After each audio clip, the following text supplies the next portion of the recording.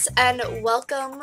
My name is Tori Peters, and I am a teen entrepreneur and author of the book, The Power of Words for Teens. Now, today we are talking about first steps, and specifically, like, first steps in adventures. So, as the Cheshire Cat says, every adventure requires a first step. My outlook on life is if you never take your first step, you'll never start the adventure and never get where you want to go. In order to make life an adventure, you have to be willing to take the first step, and oftentimes that's a step of faith. Otherwise, you will never go anywhere. You'll just stay exactly where you are. Adventures don't normally just come walking up to your door like in The Hobbit and say, "Hey, I'm looking for someone to come on an adventure." If you want an adventure, you're going to have to go out and find it yourself. So that's what I did. I've gone on quite a few adventures, some travel, some just, doing some projects. And I'm sure you'll hear about just about all of them at least once, probably a few times during this little series here. But one of my favorite adventures started last summer when I applied to work for a summer camp called Camp Zephyr. I took my first step, and it was most definitely a step of faith towards working at Camp Zephyr.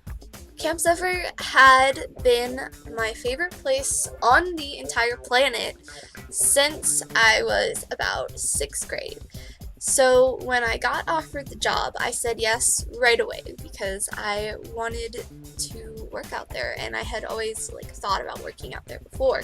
When I originally applied, the boy I was dating at the time had applied too. He was the one who reminded me that I wanted to work out there to begin with. Now, to be clear, he wasn't the reason why I applied for the job, because I made sure to pray and evaluate my motives beforehand.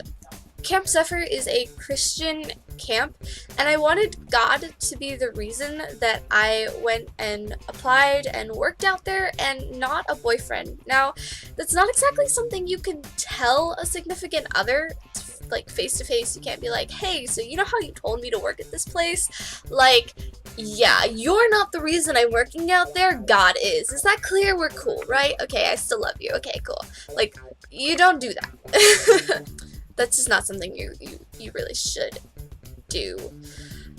But when I applied, I felt like God was telling me, "Hey, go work out here," and so that's why I went, and that's why I went through with it. I figured we would both get hired, and when I accepted the job anyway, so it wasn't a big deal. I was like, okay, so we're both gonna have a great time, it's gonna be great, we're gonna go spread Jesus, yeah. So I was hired, and he wasn't offered the job, but I had already accepted, so that left me with a pretty big choice: to continue and stick to my word, saying that I wanted to work there and I wanted the job, or to change my mind and flake before I had to leave all summer. And I decided to go anyway, and honestly, I was scared to go alone.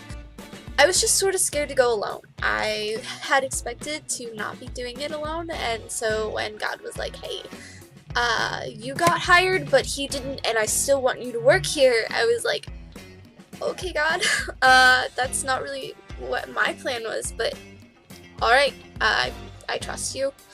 So I had only known about 4 people who had been working out there, who were going to work with me over the summer. One girl was a girl I had known for a really long time. We met in kindergarten basically. And I'm a boy that I had hung out with a little bit when we were 12. And then there was another guy who had been in my dance class for a year, maybe a semester at the most. And I would really never talk to him. He was a lot older than me. And then the last one was a girl I'd spent a weekend kind of getting to know at a D now, but that was it, and I really didn't know any of these people very well. So it was a little terrifying. And everyone else was basically complete strangers. Oh, I also forgot to mention that I had not been away from my family and my parents for more than 2 weeks by this time. So not only would I be leaving my family and most of the routine that I've had forever, and I would also be going to a place where I wasn't exactly sure what to expect. I'd been watching the Zephyr staff as a camper and kind of figuring out what they did, but it's totally different when you're going to be a staff member rather than a camper. And I knew that. So even while packing, I was still trying to decide if I really wanted to go. But in order to make life an adventure, you have to be willing to take the first step. So looking back, I am so happy that I listened when God told me to go. I loved working out at Zephyr so much. I'm going to be working out there again this summer. So it's just amazing what God can do with your small steps that you take. Honestly, if I hadn't taken that first step and I hadn't gone when God told me to go, I would have spent all summer alone in my room. Maybe I would have hung out with my boyfriend some, but we were both doing things and I probably would have had to get a boring job here at home, and I would have just been on Pinterest most of the time. And so instead, in taking the job and going, I got to learn valuable skills that helped me grow as a person, like how important hard work is and how to be efficient while still getting a job done with a standard of excellency. Plus, working with such an amazing team of people who all had the same goal for the summer as me was awesome. You don't have to drop everything and go work at a summer camp all summer to take the first steps in an adventure. That just happened to be my first steps. Thankfully, I had the courage to go and take the first step because the friends I made and the experience is something that I wouldn't trade the world for.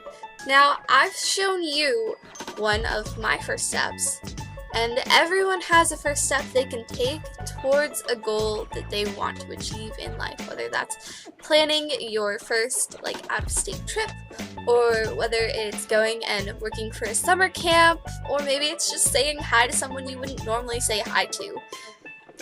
But everyone has a step that they can take towards an adventure they want to have. So the real question is, what's your first step? Thank you guys so much for watching. I hope this has sort of motivated you to look for your first step and go ahead and take it. I will be continuing this series for the next 80 or so days, so don't forget to subscribe so that you never miss any of those videos. They're mostly going to be kind of close to this one, where I'm just talking about a sort of moving towards your dreams and goals and sort of what I'm doing to do so. Don't forget to follow me on Instagram. The user will be right here. And I hope you guys have an amazing day and a great adventure today. So don't let your lights go out. Bye, guys.